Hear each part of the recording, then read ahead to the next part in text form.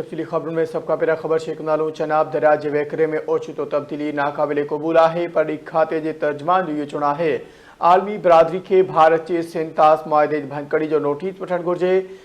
ताहिर इंद्राबी जो चवणु आहे त भारतीय कार्रवाइयूं ख़िते जे अमन इस्तेहकाम लाइ ख़तरो आहिनि। दरियाउनि सां लाॻापियल को बि हिकु तरफ़ो अमल नाक़ाबिले क़बूल है। भारत तरफ़ां सेंतास मुआहदे ख़िलाफ़ वर्ज़ी जी मज़म्मत करूं था। पढ़ी वज़ारत जे तर्जमान जो इहो चवणु आहे। खबर ॾियूं पिया चनाब दरिया जे वहकिरनि में ओचितो तब्दीली नाक़ाबिले क़बूल है। पढ़ी खाते जे तर्जमान जो इहो चवणु आहे त आलमी बिरादरी के भारत के सेंतास मुआहदे की भञकड़ी जो नोटिस वठणु घुरिजे।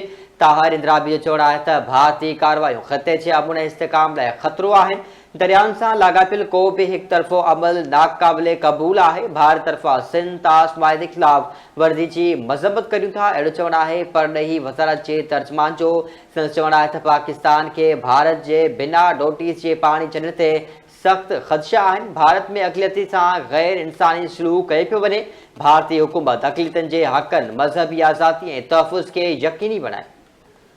धरती टीवी इस्लामाबाद जो रिपोर्टर सद्दाम हुसैन असां सां लाइन ते मौजूद। जी सद्दाम आगाह कजो छा तफ़सील आहिनि? जी बिल्कुल, पाकिस्तान हुकूमत जो है त दरियाए चिनाब के वेकरे में ओचितो तब्दीली नाक़ाबिले क़बूल है।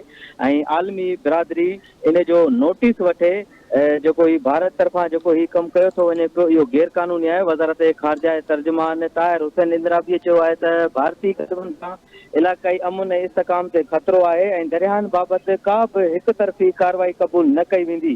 दिसंबर खां चिनाब दरिया में पानी की सतह ते में गैर मामूली तब्दीली ॾिठी वई आहे। भारत जे बग़ैर इतला पानी छॾण ते पाकिस्तान के शदीद तहफ़ुज़ात आहिनि। दफ़्तर ख़ारजा चयो आहे त सेंतास मुआहदे ते बैनुल अक़वामी कानून लागू आहिनि ऐं आलमी बिरादरी के भारत की खिलाफ़ वर्ज़ी जो सख्त नोटिस वठणु घुरिजे।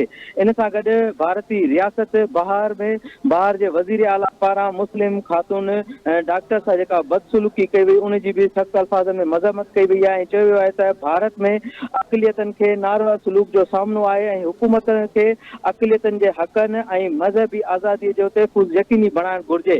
पाकिस्तानी हुकूमत दरियाए चिनाब जे वेकरे में ओचितो तब्दीलीअ ते जेको आहे सो सख़्त एक्शन वरितो आहे, जंहिं ते चयो वियो आहे त भारत तरफ़ां जेको इहो क़दम खयो वियो आहे इहो क़ाबिले क़बूल न आहे। दिसंबर खां दरियाए चिनाब में पानी की सतह में गैर मामूली तब्दीली ॾिठी वई आहे ऐं भारत बग़ैर इतला पानी छॾण ते पाकिस्तान के शदीद तहफ़ुज़ात आहिनि।